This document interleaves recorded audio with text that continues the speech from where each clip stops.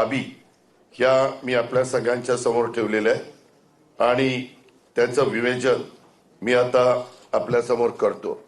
हे जाहीरनामा तुम्ही आता बघितल्यानंतर तुमच्या सर्वांच्या लक्षामध्ये येईल की काही बाबतीमध्ये तुम्हाला प्रश्न देखील पडेल की बाबा हे कसं तुम्ही करणार आहे।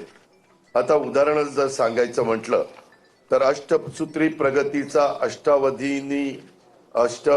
अष्टावधानी नेतृत्वाची 5 कामं पक्का वादा 3 कामं करू जादा अशा पद्धतीचं हे सगळं आहे। आता ह्या संदर्भामध्ये आपल्याला दररोज नळाद्वारे पाणी हे अशक्य गोष्ट नाही। आता इथं डॉक्टर कोल्हे साहेब बसलेले आहेत, इतर मान्यवर आहेत, सुप्रिया सुळे आहेत। त्यामध्ये काय झालंय, काही आपला नवीन गावांचा परिसर आला त्याच्यामध्ये पत्रकार मित्रांनो इतक्या मोठ्या प्रमाणावर टँकर माफिया, नवीन गावं जाऊ द्या, वडगाव शहरी परिसरामध्ये देखील खूप मोठ्या प्रमाणावर टँकरची समस्या आहे। तर सुनील टेंगरे बसले, बाकीचे आमचे मान्यवर बसलेले, ते पण सगळेजण कबूल करतील। आणि मला इतक्या सोसायटी धारक आता भेटतायत या निवडणुकीच्या निमित्तानं, सकाळी अर्ली मॉर्निंग येऊन भेटतायत। त्याच्यामध्ये वाघोली वेलफेअर सोसायटी असोसिएशन ते पण मला भेटले।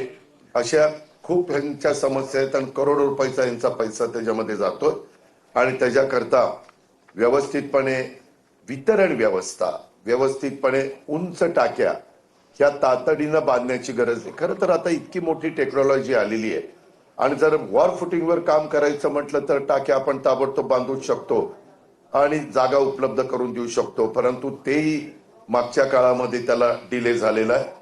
2015ला मी तुमच्या माहिती करता सांगतो, आम्ही 2818 कोटींची मंजुरी दिलेली होती। आमची मुदत संपत आले त्यावेळेस 82 पैकी फक्त 59 टाक्या अजून कार्यान्वित नाहीयेत आणि 200 किलोमीटर वितरण व्यवस्था काम बाकी आहे। 45,000 AMR अशा प्रकारे मीटर अजून बसवलेले नाहीयेत आणि त्याच्यामुळं कारण नसताना अनेक पुणेकरांना त्याची किंमत मोजावी लागते आणि म्हणून आम्ही ते दररोज पुणेकरांना प्यायला पाणी, वरसगाव पंचायत, खडकवासला, टेंबर, भामा, आसखेड हे तर आपण आणलेलंच आहे। आपण त्याच्यामध्ये सुधारणा करू पाहतोय आणि बाकीचं मग आपण मुळशी डॅम, असे टाटाची जी धरणं आहेत तिथनं पण आपण आणायचा प्रयत्न काम करणार आहोत।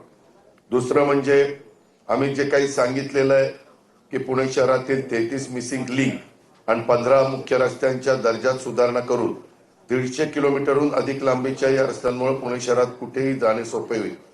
त्याच्यामध्ये टॉम ट्रॅफिक सर्वे या जगातल्या 501 शहरांचा अभ्यास करून ह्या ट्रॅफिकमध्ये अत्यंत खराब अवस्था असणाऱ्या शहरांच्या मध्ये आपला पुण्याचा 4था नंबर लागतो आणि त्यात सुधारणा करण्यासाठी आपला डेव्हलपमेंट प्लॅन, आपला आरपी मधील सर्व रस्ते संपूर्ण रुंदीने विकसित करणं गरजेचं आहे।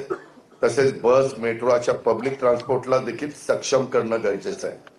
हे मी आपल्याला मध्ये पण सांगितलेलं होतं, अनेक जाहीर भाषणामध्ये देखील मी माझी भूमिका मांडतोय आणि त्यामध्ये आमचा